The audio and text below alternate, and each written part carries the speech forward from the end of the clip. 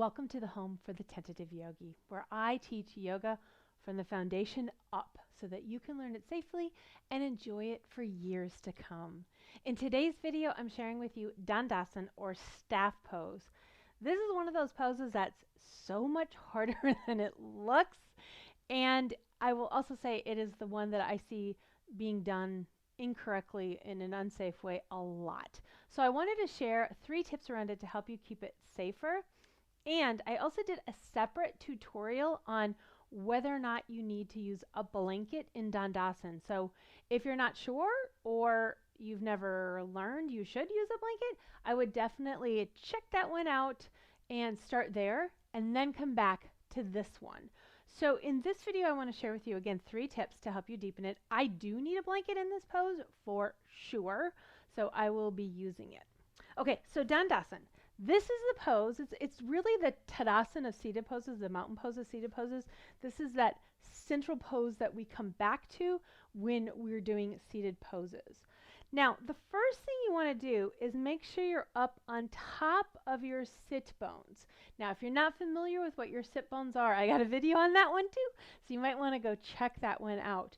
But if you're on top of your sit bones, it tells you that your pelvis is level, which means your lower back is aligned. You want that lower back to have its neutral, concave, internal lumbar curve, because that allows the rest of the spine to line up as well. So one of the things I like to do, tip number 1, is start with knees bent. And then you can kind of get a feel for your sit bones and get up on top of them. It's easier when the hamstrings aren't engaged, and you can watch that first video I referred whether or not you need a blanket to learn about what I'm talking about here. But just feel yourself aligned right over the sit bones. It should be easy. Like, it should feel like an exhale. You don't have to struggle to be in this position.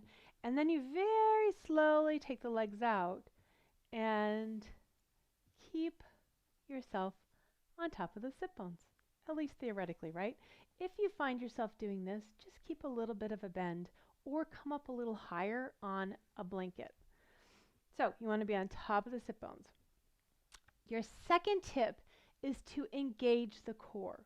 So what you're going to do is draw the belly in just a little and lift up. It's that feeling.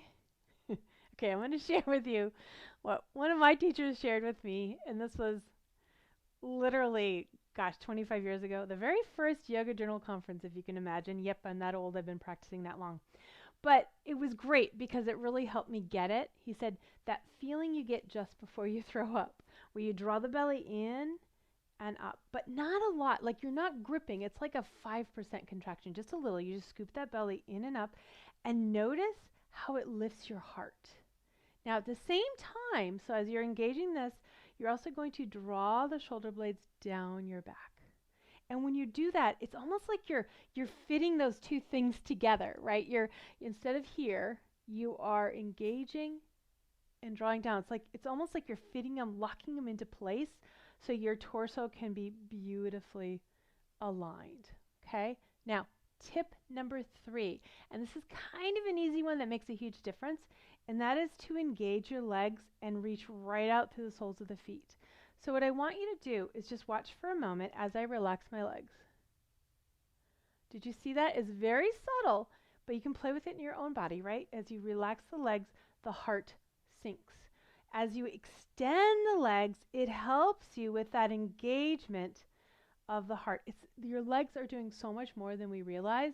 I mean, obviously when we're standing, we get it. The standing poses, the legs have to be really engaged in order to get that full lift and that full openness.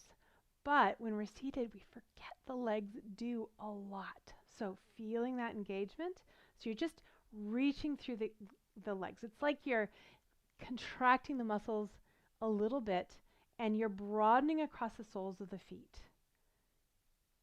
And that is your Dandasana, at least the next level of your Dandasana.